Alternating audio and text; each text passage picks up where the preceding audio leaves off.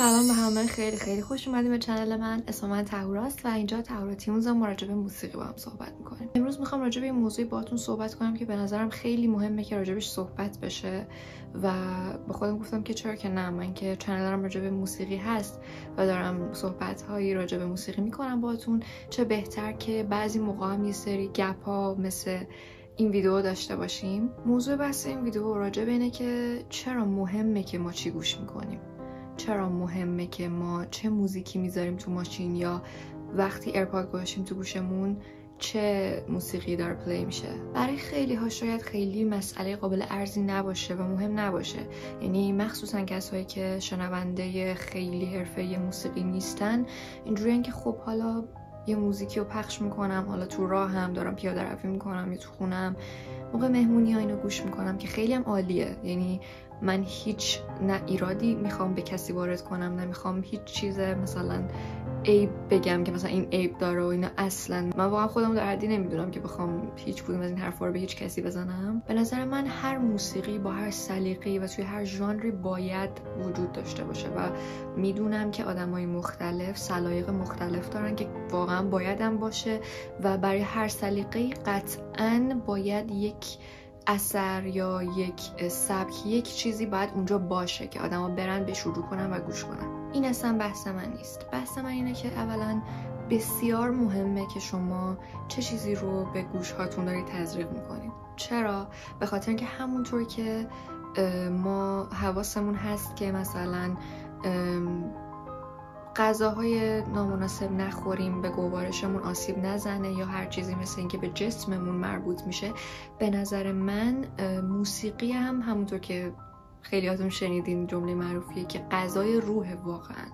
یعنی اون موزیکی که دارین گوش میدین داره با تک تک سلولای بدنتون ارتباط برقرار میکنه و دیدین مورمور میشین بعضی موزیکا رو که گوش میدین، فکر میکنین برچه این واقعا اثری که موسیقی داره. یعنی موسیقی توی قلبت نفوذ میکنه، توی ذهنت، توی روحت و نمیتونی این اثر رو نادیده بگیری. برای همین به نظر من خیلی مهمه که شما چه اثری رو گوش میکنین و گوشاتون داره چی میشنوه. به نظر من باید براش ارزش قائل بشیم هممون. خیلی ها توی چند سال اخیر تونستن به یه جایگاهایی برسن که بتونن کنسرت برگزار کنن، سولد اوت میشه سالناشون، موزیکاشون شنیده میشه، هیت میشه و همه اینها با اینکه واقعا هیچ ارزشی به موسیقی اضافه نکردن و هیچ نوآوری، هیچ اصالتی توی آثارشون وجود نداره و در واقع میشه گفت هنر اتفاق نمیفته توی آثارشون.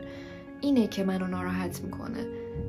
من هیچ وقت کسی نیستم که بخوام بگم کسی چی گوش کنه چی گوش نکنه، اصلا اینو نمیگم. من میگم که اوکی باشه، ما گوش میکنیم آثار اون افراد رو با اینکه هیچ هنری توی کارشون اتفاق نمیفته، هیچ ارزشی در واقع صورت نمیگیره توی اون کار که حالا بهتون میگم منظورم چی از ارزش نهادن توی یک موسیقی. ولی اوکی ما از اونا حمایت کنیم، گوششون کنیم، هیچ عیبی نداره. ولی در کنارش به افرادی که زحمت میکشن، به افرادی که تلاش درست میکنن، سعی میکنن موسیقی درست رو بسازن، کلاس میرن، یاد میگیرن، آموزش میبینن و در واقع اتفاقی میفته توی اون اثرشون، به اونها هم توجه کنیم، اونها رو هم حمایت کنیم و سعی کنیم ببینیمشون. منظورم از این که ارزشی اضافه کنه به اون اثر چیه؟ خب ببینید توی موزیک خیلی المان ها وجود داره دیگه که یک موزیک رو میسازه. بیس ترینش اینه که یک موزیک باید یک کیفیت حرفه‌ای داشته باشه، یعنی اون صدایی که به گوش من میرسه علاوه میکس و مسترینگ، علاوه تنظیم و همه اینها باید یک صدای مناسب و درخور گوش من مخاطب رو داشته باشه. حرفه‌اش رو من خودم نمیدونم چون من پرودیوسر نیستم و اطلاعاتی راجع به اینکه دقیقاً باید چه المانایی داشته باشه توی میکس و مسترینگ و اینا رو ندارم، ولی همین که من وقتی گوشش میکنم بدونم خب صدای سازها به اندازه است، صدای خواننده به اندازه است. اینا هر آدمی که شنونده موسیقی باشه میتونه خودش یه معیاری دستش میاد که بتونه مقایسه بکنه. این دیگه حداقل چیزی که یک موزیک باید داشته باشه که همین هم حتی رعایت نمیکنن خیلی خواننده ها. توی پله های بعدی دیگه میشه وکال و متن و اون بیتی که داره میاد، اون سازی که داره استفاده میشه، اون بک وکال، اون فضا سازی که توش وجود داره و کلی المان های دیگه. اینا همه دست به دست هم میدن تا یک موزیک ساخته بشه دیگه. درسته؟ من برام با ارزش میشه که یک آرتیست، یک خواننده توجه میکنه به وکالش، به اون متنی که داره، به ملودی که داره. یعنی منظورم اینه که سعی میکنه فکر شده عمل بکنه، صرفاً فکر بیزنسی نداشته باشه که آره من مثلا این موزیکو بدم الان چقدر میگیره، الان چقدر من میتونم سالن پر کنم. هر جایی که نگاه بیزنسی به هنر بشه به نظر من اچاوه واقعا در حقش. بهترین کلمه‌ای که میتونم به کار ببرم، چون موسیقی هنره و باید به شکل یک هنر بهش نگاه بشه، نه به شکل یک بیزنس که بتونی از طریقش پول در بیاری. خیلی عالیه که بتونی از طریقش پول در بیاری، من اصلا مخالف این موضوع نیستم. من منظورم اینه که نگاه بیزنسی به این که فقط کار من پول در بیاره، اینو من باش مشکل دارم که متأسفانه خیلی از خواننده های داخل ایران الان دیگه نگاهشون این شده. یعنی به خاطر اینکه تهیه کننده های موسیقی توی ایران در واقع همچین نگاهی دارن و اینجوریان که خب اون خواننده‌ای رو سعی میکنن روش سرمایه گذاری کنن که فکر میکنن میترکونه و آدما گوشش میدن. بخش خیلی بزرگیشم به خاطر ماهایی که ما گوش میکنیم آثارشون رو. خب واقعا سعی کنیم که افرادی که گفتم زحمت میکشن، آدمایی که واقعا تو کارشون یک چیزی هست، یک هنری داره اتفاق میفته، سعی کنیم به اونا بیشتر پر و بال بدیم و بذاریم اونا هم پول در بیارن. اگه بحث پول در آوردنه، بذار اونی که کار میکنه، اونی که زحمت میکشه، اونی که واقعا هنرمنده به معنی واقعی کلمه، اون پول در بیاره. چرا کسی که هیچ هنری نداره، صرفا شاید صداش هم خوب نیست، یعنی میخوام بگم چه چیز مثبتی داره، یه تیون میذاره رو صداش و با کلی تنظیم و اینا موزیکی میده بیرون که واقعا من که گوش میکنم میبینم که واقعا این اثر با 20 تا اثر دیگه که مثلا همین امسال از خواننده‌های دیگه منتشر شد چه فرقی داشت. یعنی همون مضمون، همون مفهوم، همون ملودی، همون بیت، یعنی یه ذره فقط بالا پایینش میکنن و میدنش بیرون. این واقعا خیلی خیلی نامردیه در حق موسیقی.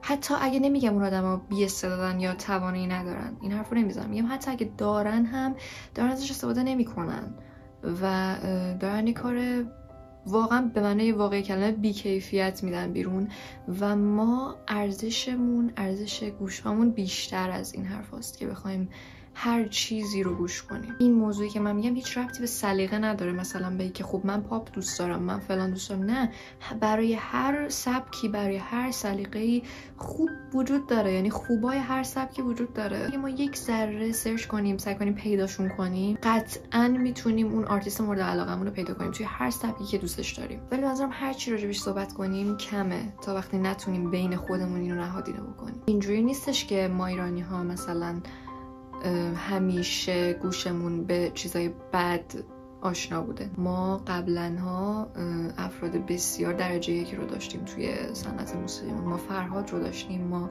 رامش رو داشتیم، ما سیمن قانم رو داشتیم، ما فریدون فرخ رو داشتیم. پس گوشمون آشنا بوده با آثار فاخر، با هنرمندان درجه یک و خفن. الان یه چند وقتیه که اینطوری شده. اینجوری نیستش که ما سلیقمون بخواد مثلا بگیم خراب شده. نه، ما اگه بخوایم واقعا میتونیم که دوباره پیدا بکنیم اون سلیقه واقعی خودمون رو و بتونیم به آثار فاخر رو درست و ماندگار گوش بکنیم. من خودم به شخصه قطعا فن خیلی خواننده ها هستم، ولی اینجوری هم که واقعا اگه ببینم یک خواننده‌ای نوآوری داره و داره یک ارزش اضافه میکنه و هنر اتفاق میفته توی کارش، به شدت طرفدارش میشم و اصلا یک حال عجیبی پیدا میکنم وقتی میبینم که یک آدمی، یک هنرمندی در واقع داره توی کارش نوآوری ایجاد میکنه. حالا این میتونه نوآوری توی متن باشه، توی بیت باشه، توی وکال باشه، توی هر چیزی. واقعا اینجوری نیستش که مثلا من بخوام یه چیزی بذارم